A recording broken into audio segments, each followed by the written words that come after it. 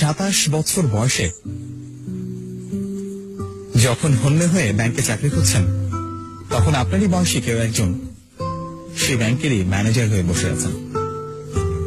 আপনার ক্যারিয়ার যখন শুরুই হয়নি, তখন কেউ কেউ নিজের টাকায় কেনা দামি গাড়ি হাঁকিয়ে আপনার সামনে দিয়ে চলে যাচ্ছে। কর্পোরেটে যে সবসময় চেহারা দেখে প্রমোশন দেয় তা কিন্তু নয়। দিন বদলাচ্ছে, কনসেপ্ট গুলো বদলাচ্ছে। শুধু বেতন পাওয়ার জন্য কাজ করে গেলে শুধু বেতনই পাবেন। কথাগুলো কেন এমন হয়?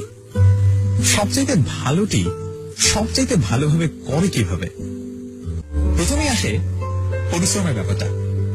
যারা আপনার চাইতে এগিয়ে, তারা আপনার চাইতে বেশি পরিশ্রমী, এটা মেনে নিন। ঘুমানোর আনন্দ আর ভোর দেখার আনন্দ একসাথে পাওয়া যায় না। শুধু পরিশ্রম করলে সব হয় না, আর তাই যদি হতো তবে গাধা হতো বনের রাজা। শুধু পরিশ্রম করা নয়, এর পুরস্কার পাওয়াটাই বড় কথা। Only your results are rewarded, not your efforts. Well, only your results are rewarded, not your efforts. আপনি এক্সট্রা আওয়ার না খাটলে এক্সট্রা মাইল এগিয়ে যাবেন কিভাবে? সবার দিনই তো 24 ঘন্টা। আমার বন্ধুকে দেখেছি, অন্যরা যখন ঘুমিয়ে থাকে তখন সে রাত জেগে আউটসোর্সিং করে। ও রাত জাগার সুবিধা তো পাবেই। আপনি বাড়তে কি করলেন সেটাই ঠিক করে দেবে আপনি বাড়তে কি পাবেন। আপনি ভিন্ন কিছু করতে না পারলে আপনি ভিন্ন কিছু পাবেন না। বিল গেটস রাতারাতি বিল গেটস হননি।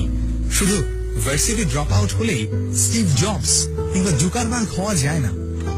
আমার মতো অনার্সে 2.74 সিজিপিএ পেলেই বিসিএস আর আইবিএ ভর্তি পরীক্ষায় ফার্স্ট হওয়া যাবে না। অল আউটলায়ার্স বইটি পড়ে দেখুন। বড় মানুষের বড় প্রস্তুতি থাকে। নজরুলের প্রবন্ধগুলো পড়লে বুঝতে পারবেন উনি কতটা স্বশিক্ষিত ছিলেন। শুধু রুটির দোকানে চাকরিতেই নজরুল হয় না, কিংবা স্কুল কলেজে না গেলেই রবীন্দ্রনাথ হওয়া যায় না।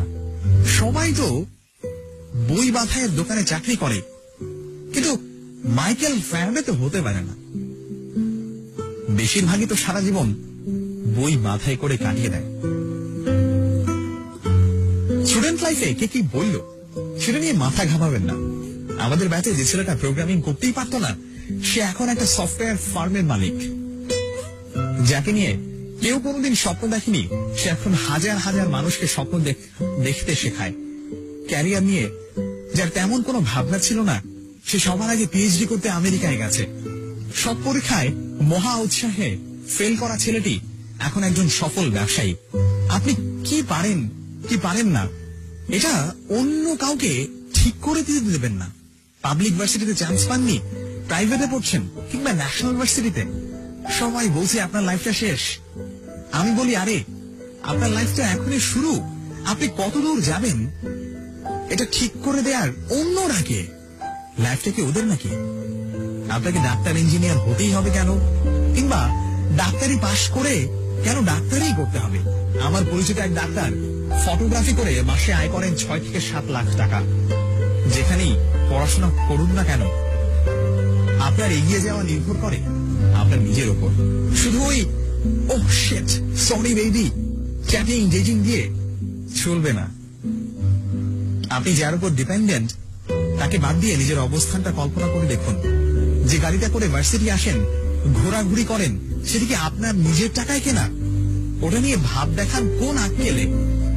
একদিন আপনাকে পৃথিবীর পথে নামতে হবে। যখন আপনাকে যা যা করতে হবে সেসব কাজ এখনই করা শুরু করুন। জীবনে বড় হতে হলে কিছু ভালো বই পড়তে হয়, কিছু ভালো মুভি দেখতে হয়, কিছু ভালো মিউজিক শুনতে হয়, কিছু ভালো জায়গায় ঘুরতে হয়, কিছু ভালো মানুষের সাথে কথা বলতে হয়, কিছু ভালো কাজ করতে হয়। জীবনটা শুধু হাহা হি হি করে কাটিয়ে দেওয়ার জন্য নয়। একদিন যখন জীবনের মুখোমুখি হয়ে দাঁড়াতে হবে, তখন দেখবেন পায়ের নিচ থেকে মাটি সরে যাচ্ছে, মাথায় আকাশ ভেঙে পড়ছে। স্কিল ডেভেলপমেন্টের জন্য সময় দিতে হয়। এসব একদিনে কিংবা রাতারাতি হয় না। আপনার মতো করে লিখতে হলে আমাকে কি করতে হবে? আমি আপনার মতো রেজাল্ট করতে চাই, আমাকে কি করতে হবে? এটা আমি প্রায় শুনি। আমি বলি অসম্ভব পরিশ্রম করতে হবে, no shortcuts. Sorry, sorry, no shortcuts.